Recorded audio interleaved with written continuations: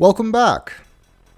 By some extraordinarily lucky happenstance, we have found a laundry claim ticket from Low Fats. Could our luck hold? And can this be something that we can use for that fundraiser that we are supposed to go to later tonight? Only one way to find out.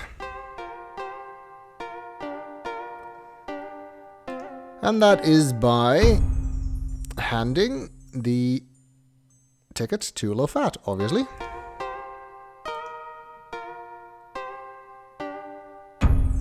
This claim ticket 2 years old today. You very lucky woman. Almost give this clothes away.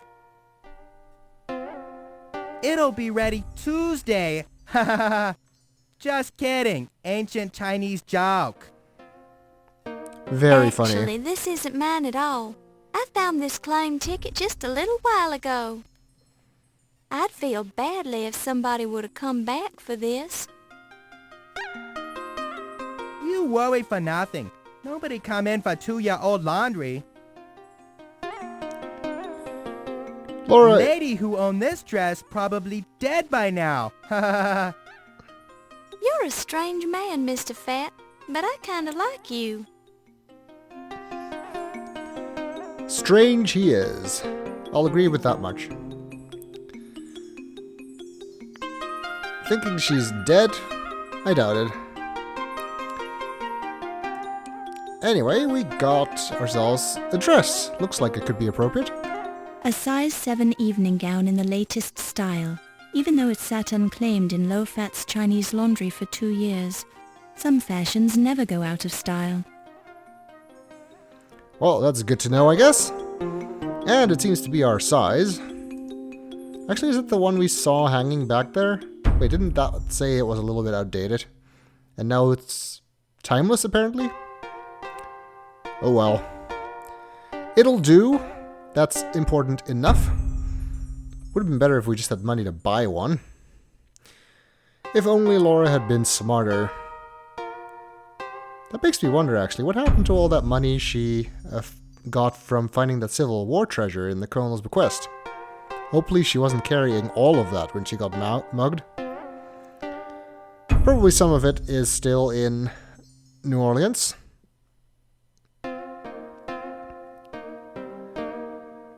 But that is of no use to us now, of course. We actually got some new names, I think, since we last spoke with Low Fat. I don't know if he actually says anything about these two. Have you ever met the Countess Lavinia Waldorf Carlton? No. Have you met Xin Wang Li? No. That was fun. We play again sometime. Yeah, not intended as a game. Well, Steve said he did his own laundry. Let's see if we can corroborate that story. You wouldn't happen to know a rather striking young man named Steve Dorian, would you? Not think so. He must go to other cleaner. Sound like you sweet on this Steve. I'm simply investigating him. Ho, you detective? Low Fat think he see something pretty detective lady not see herself. I think Low Fat's got your number, Laura.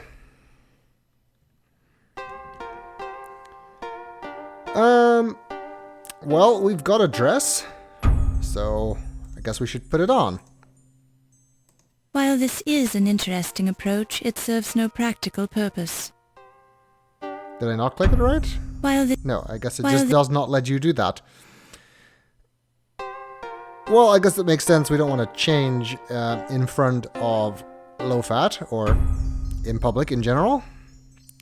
If only we had an apartment to go to. Wait, does Laura just not have any place to stay in New York other than the newspaper? And the newspaper won't really be any help to us either because it only had a men's lounge, remember? But we did, in fact, see a women's lounge somewhere. And it even had a convenient privacy screen for changing clothes. And it's conveniently across the street from here. There are no cars coming from this direction. Which of course means we have to do this. There are no cars coming from this direction. Or you can always take a taxi to get to the other side. Why you would do that, I don't know, but you could.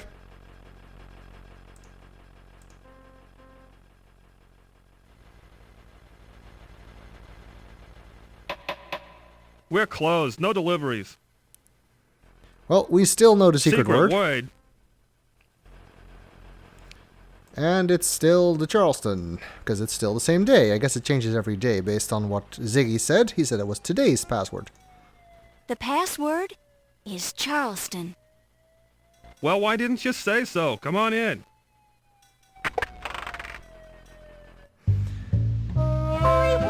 Of course it starts off on this song. We've heard this like 4 times. We didn't talk to Ziggy about the Countess and Steve either. I don't know if he has anything to say, but we can try.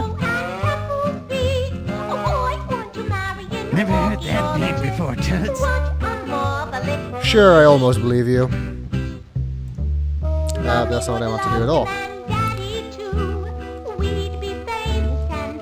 How about Steve? His name, it rings a bell. I think he works on the docks. Indeed he does. But we already knew that, so that's not very helpful. In any case, that's not why we're here. Va-va-voom.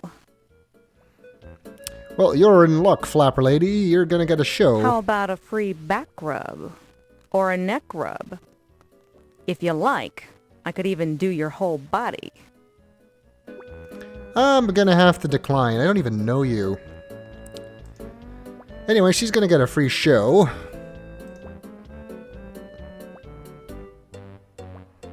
Because the game cares Nice more... body. But where did you get those clothes? Salvation Army?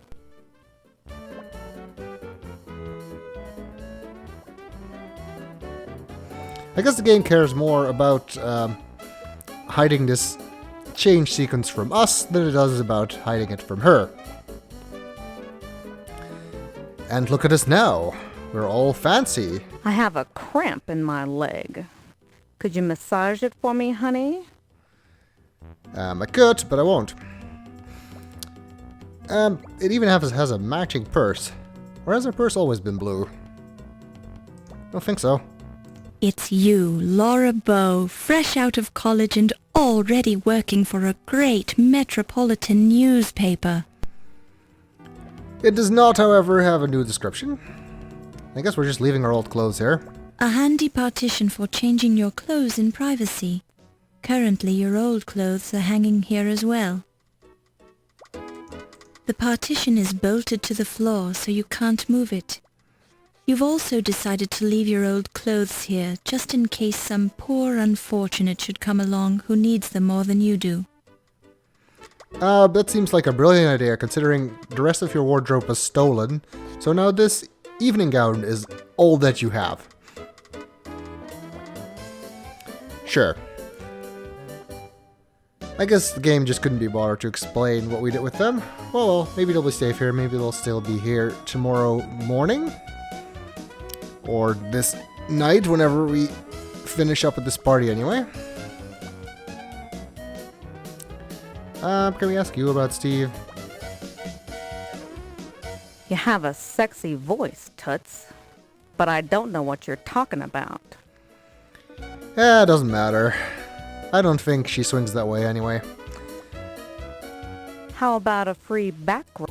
Nope, no free rubs of anything.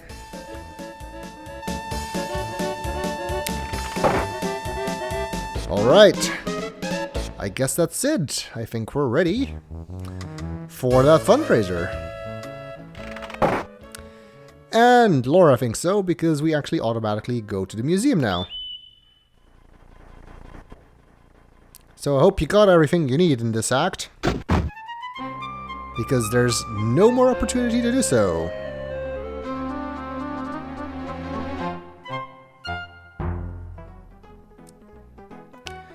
Act 2. Suspects on Parade. Such a jaunty tune playing here. Your perky demeanor and thorough technique are making you a first-class detective. Yep, that's the equivalent to score we're getting here. Just this little appraisal between every act. But we have no idea. Was that the highest you can get? I think it is, but you wouldn't know if you were playing this for the first time. So it doesn't really tell you that much. I mean, obviously, if you missed everything, it will be obviously bad, but you can also just say you're doing a fine job, which in this particular act is not the highest you can get. Anyway, we're at the museum, and our taxi just drove off, and there's no taxi stand here, so that means we're here to stay. Is there anything across the street here? A busy New York street. I guess not. A parked car. The famous Leyendecker. Yeah, and you can't look left or right here, so no, there's no crossing the street here. All we can do is go inside the museum, which is why we're here anyway, so that works out. And who is this fellow? He wasn't there before. There is a tall, imposing gentleman guarding the door. He appears to be wearing a German military uniform. Ah, this must be Wolf Heimlich, whom Low-Fat told us about. This affair is by invitation only, Fräulein. Your papers, please. This affair is by invitation only, Fräulein. Your papers, please. Okay, I guess he won't be swayed otherwise. I am sorry, but I have no time to talk, Fräulein. I am the chief of security, you understand. I have much responsibility. Indeed, such as preventing famous treasures from being stolen. That is definitely something we want to talk to him about later.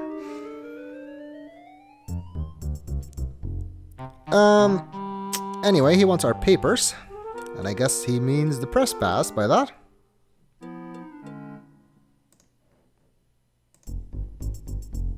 Danke, Fräulein. I'll return this pass when you are leaving.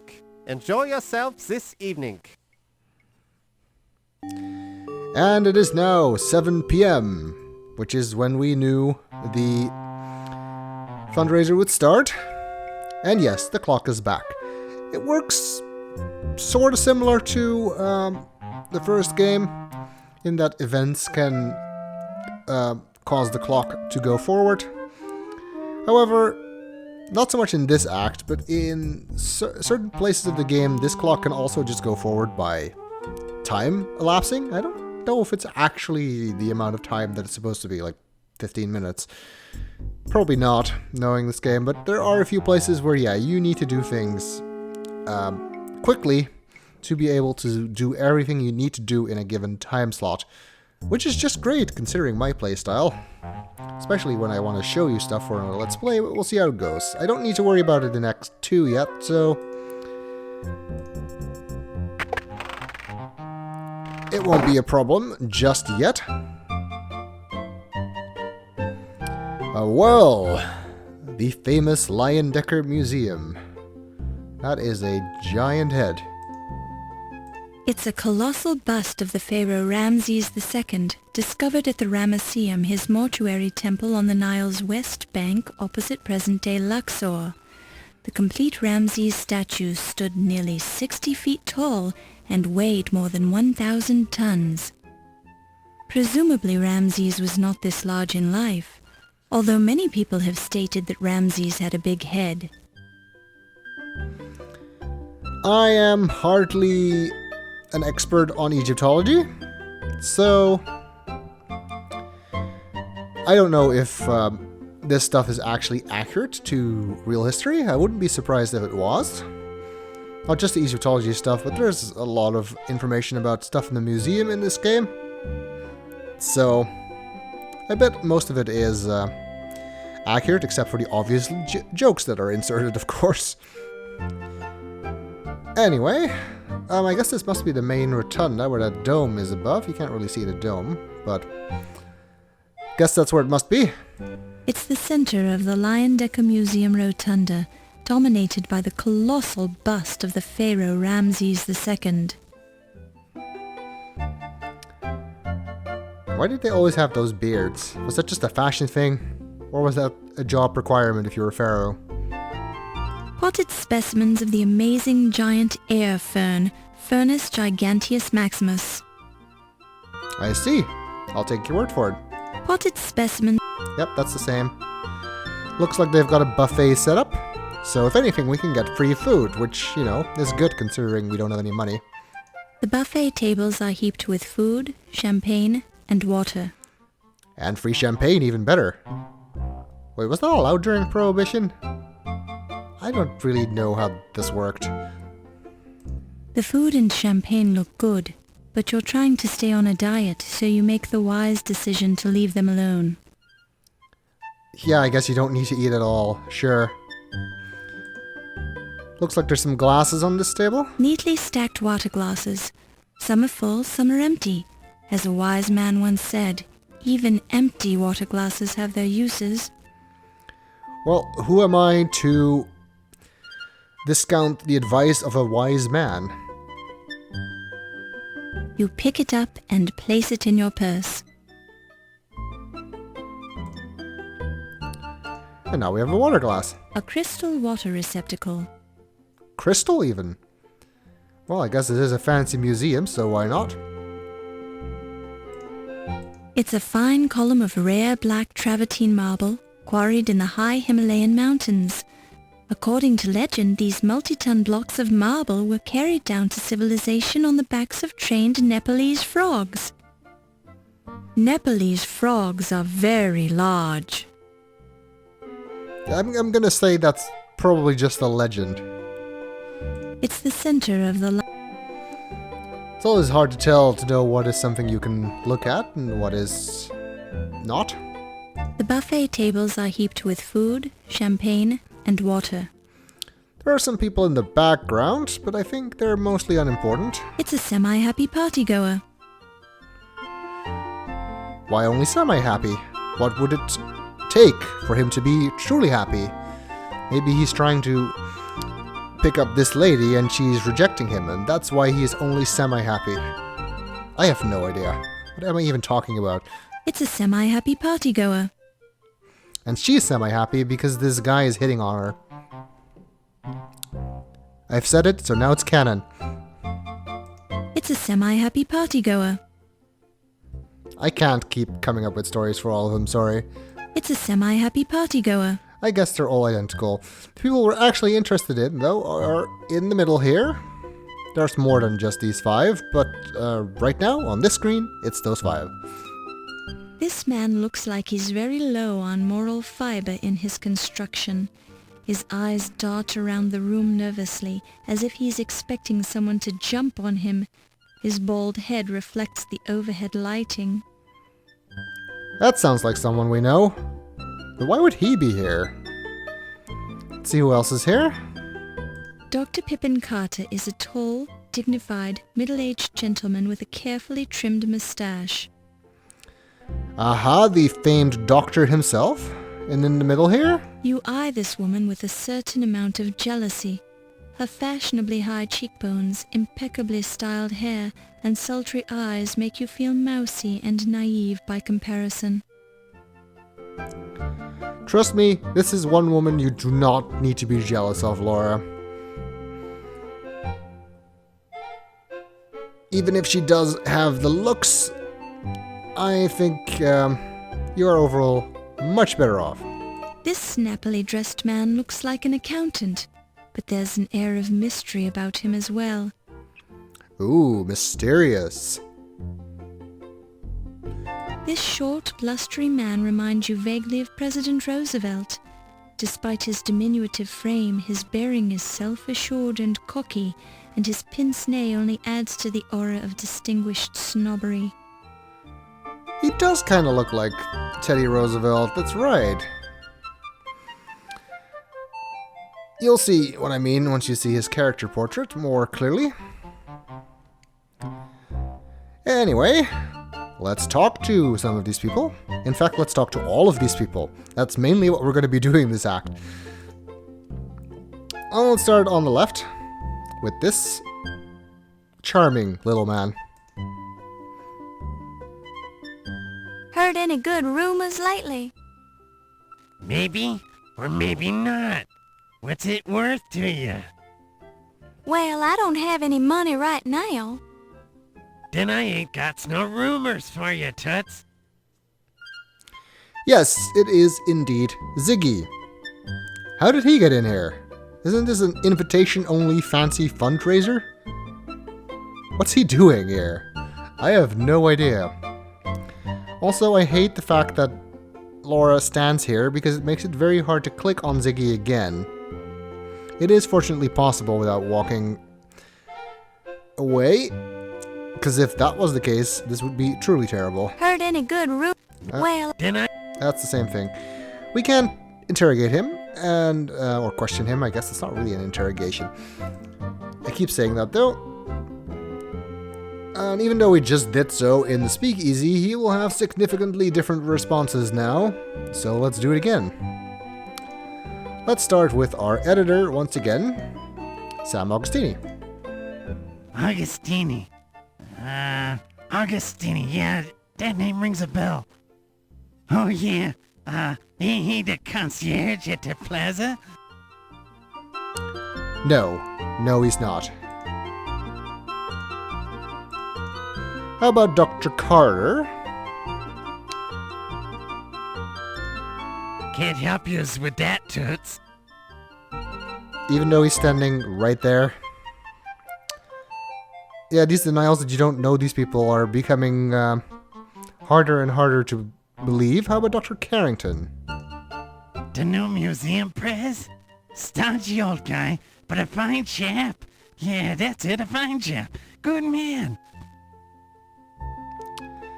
That's what I would say, considering this is actually Dr. Carrington on this side. Then again, who would ever overhear conversations here? Like, who would be so low as to eavesdrop on conversations in this fundraiser? Certainly not us. How about Detective O'Reilly? I'll tell ya, most of the cops around these towns stink. But O'Reilly's different. He's okay. He really knows how to treat a mouthpiece, you know? I made some good jack working for him. I don't know if that's actually praise of him or just a condemnation, considering it's coming from you. How about Crodfaller? We know he knows him. You've met Rube Crodfaller, haven't you? Certainly I have. Definitely one of the most up-and-up guys I know. Keeps his nose clean, but knows how to have a good time. We can't get any more details about that. Nor is it important. How about Low Fat? No, he ain't in my privileged circle of friends and acquaintances. I think we knew that. I don't think he has gotten to know our dad since we last spoke to him, but still. Isn't that what they named us stiffs when they don't have an ID? I'm Almost. sorry, but I simply have to say that your pronunciation is dreadful. Hey, that's an insult, right? Well spotted. And I agree with Laura. How about himself? What's up with this Ziggy joker? Hey, watch your mouth. You're talking to him. That is not how I would have phrased that question. How about Dr. Miklos? That lady's scary.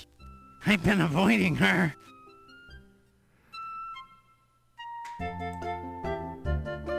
I swear some of these people he said he didn't know before, now he seems to. Nice working girl. I knew her when. Now she's a big hotshot museum, what do you call it? Back then, she was a streetwalker, if you catch my drift. You definitely said you didn't know Yvette before, but now apparently you know her from way back when, and are implying she used to be a prostitute, so... what's up with that? That is interesting information about her, though. She doesn't seem to look like one anymore. She is the girl in the middle here, in case you hadn't figured it out. We'll talk to her shortly. How about the overly serious security guard, Wolf Heimlich? I don't think I've heard of him. Pretty sure you passed him on the way in. How about this museum accountant, Ramses Najir? Quiet guy most of the time. Accountant, I think. Boy, I'll tell you, those Egyptians know some crummy jokes. Didn't you tell us about him in the first place? I think he did. How about the Countess? What makes you think I knows anything about a dame like her? She won't even have anything to do with me. I don't know anything about her. Why ask me? That's odd. She seems to know you. She did. What did she say? It ain't true. Listen, that old cow couldn't keep a secret if her life depended on it. I ain't taking the rap for her anyways. Now leave me alone before I calls the cops. Or somebody. Okay, that was weird. Especially since we haven't spoken to the Countess yet, so how do we know she knows Ziggy? It's kind of weird that the game lets you do that.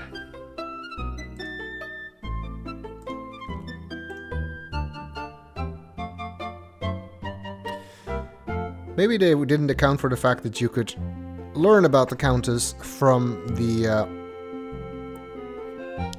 Speak Easy Lady when they wrote this dialogue. Maybe that was written before that was a possibility, in which case you wouldn't have had this option probably until you talk to her here.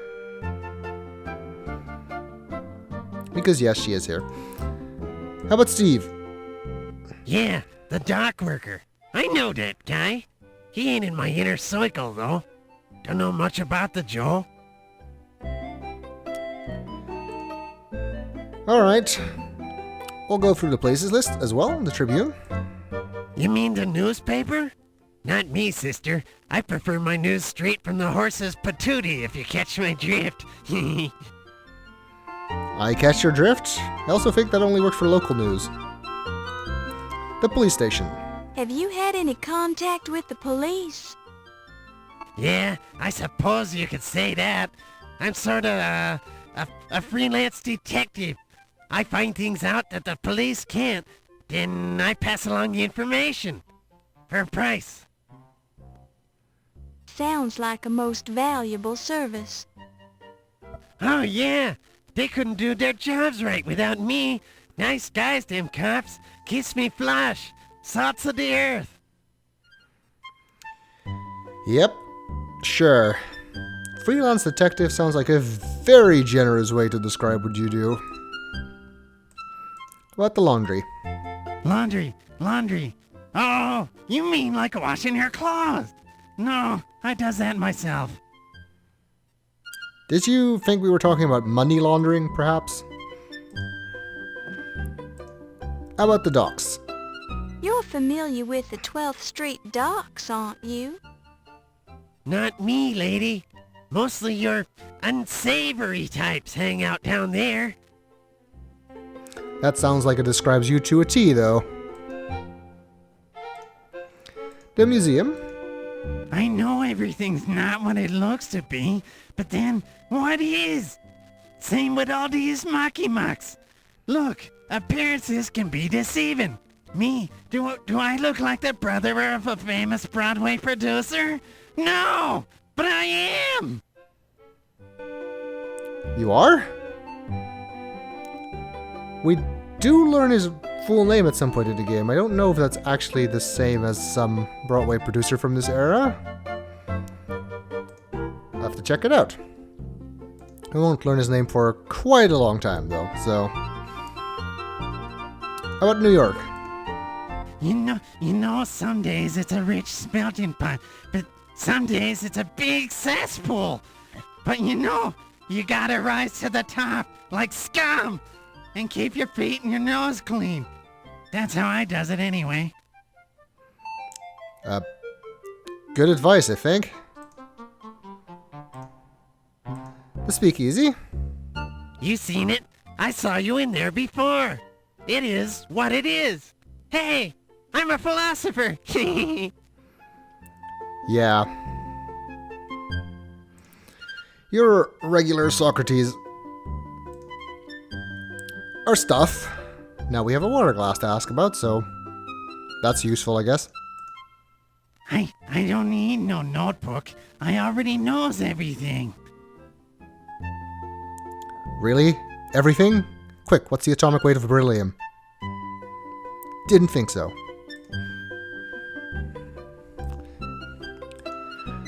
How about the magnifying glass? My peepers, I never needed one. Honestly, with considering you're twitching, I'm surprised you can see at all.